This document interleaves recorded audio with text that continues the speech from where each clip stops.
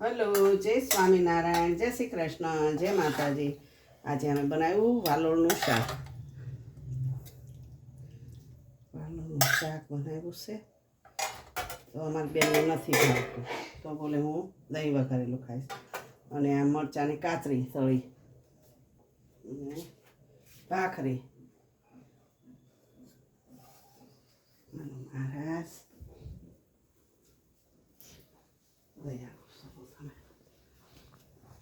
રાજી દેજો.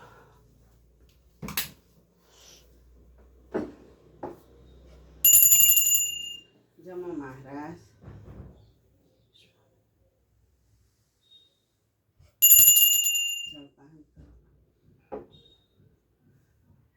મારો કાનો કેવો લાગે ને એ કહેજો બધાય.